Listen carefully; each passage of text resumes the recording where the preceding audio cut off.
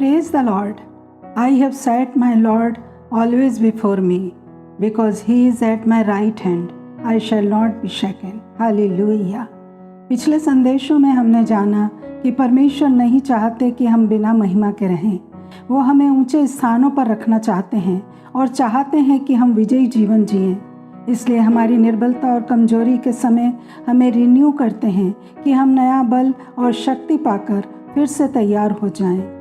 परमेश्वर की भलाइयाँ, चंगाई, छुटकारा, उनका प्रेम, करुणा, दया, अनुग्रह, क्षमा, हर एक आशीषें हमारे लिए उपलब्ध हैं, परंतु हमने उसमें से अपने लिए कितना स्वीकार किया है, यह हमारी चॉइस पर, हमारे निर्णय पर निर्भर है। यहोशू 24 में लिखा है, जब यहोवा ने इज़राइलियों को उनके चारों ओर के शत्रुओं से विश्राम दिया, तब यहोशू ने इज़राइल के सब गोत्रों को शकेम में इकट्ठा किया और उनसे कहा, परमेश्वर ने तुम्हें ऐसा देश दिया जिसमें तुमने परिश्रम नहीं किया था, और ऐसे नगर भी दिए हैं जिन्हें तुमने न बसाया था और तुम उसमें रहते हो, और जिन दाख और जैतून के बगीचे के फल तुम खाते हो उन्हें तुमने नहीं लगाया था। तो तुम आज चुन लो कि तुम किसकी सेवा करोगे, क्योंकि वह पवित्र परमेश्वर है। लोगों ने यहोशू से कहा, हम तो अपने परमेश्वर यहोवा ही की सेवा करेंगे और उसी की बात मानेंगे। तब यहोशू ने उन लोगों से वाचा बंधाई और उनके लिए विधि और नियम ठहराए।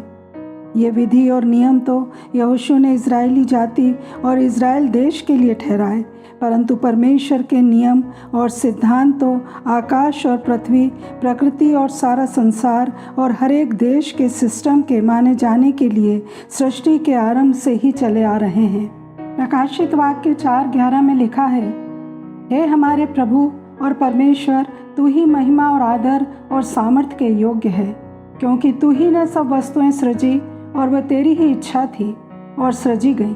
अर्थात हर चीज़ परमेश्वर की इच्छा से अस्तित्व में आई और बनाई गई। तो अगले संदेशों में हम परमेश्वर के सिद्धांतों को, जो बाइबल के सिद्धांत हैं, जानेंगे और सीखेंगे।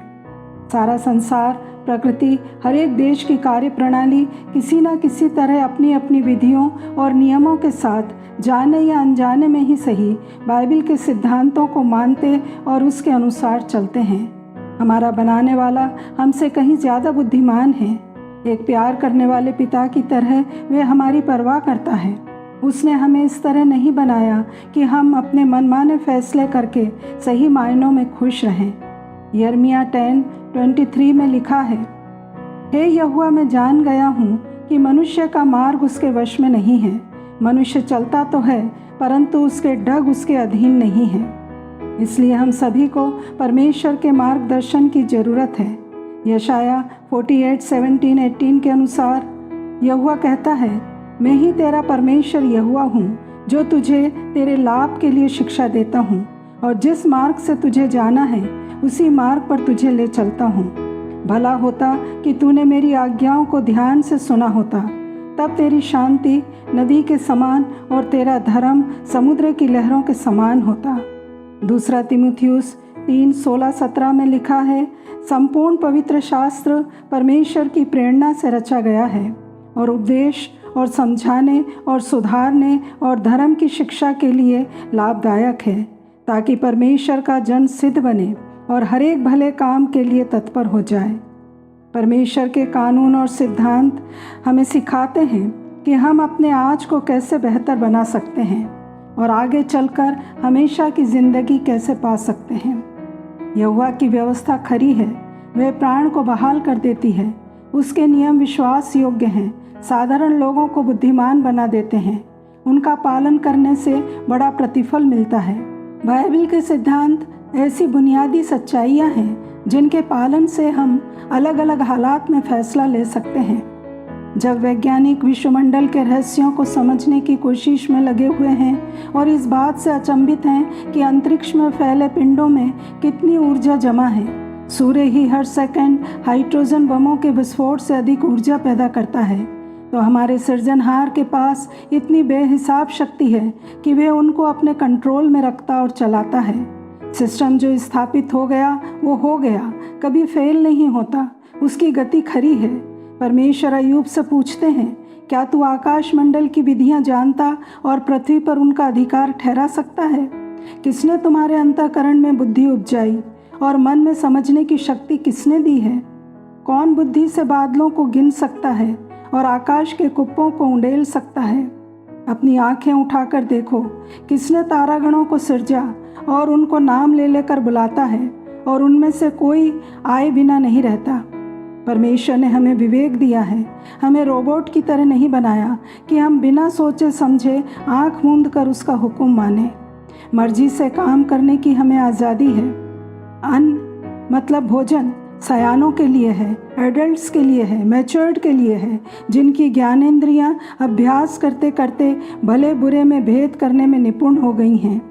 सिद्धांतों का मतलब क्या है? सिद्धांतों का मतलब है एक आम या बुनियादी सच्चाई जिसमें कई नियम और कानून निकालते हैं। सिद्धांतों की बुनियाद पर नियम बनाए जाते हैं। नियम ठीक ठीक बताते हैं कि क्या करना है और क्या नहीं, और अक्सर वे किसी खास वक्त या हालात को ध्यान में रखकर बनाए जाते हैं। मगर सिद्धांतों के लिए कोई ठहराया हुआ वक्त नहीं होता, ये हर वक्त में लागू होते हैं। परमेश्वर के सिद्धांत कभी पुराने नहीं होते, ना ही मिटते हैं। जैसा पहला पतरस 1:24-25 में लिखा है, हर एक प्राणी घास के समान है और उसकी सारी शोभा घास के फूल के समान है। घास सूख जाती है और फूल झड़ जाता है, परंतु प्रभु का वचन युगान युग स्थिर रहता है। तो प्रियो, प्रभु से अनुग्रह को मांगें कि उनके उपदेशों और चितौनियों से हम प्रीति रखें, कि वे हमारे हृदय में हर्ष और आनंद का कारण बनते जाएं, और बाइबल के सिद्धांतों को अगले संदेशों के माध्यम से समझने के लिए हमारी बुद्धि और समझ खुल जाए। यीशु मसीह के नाम में आमीन।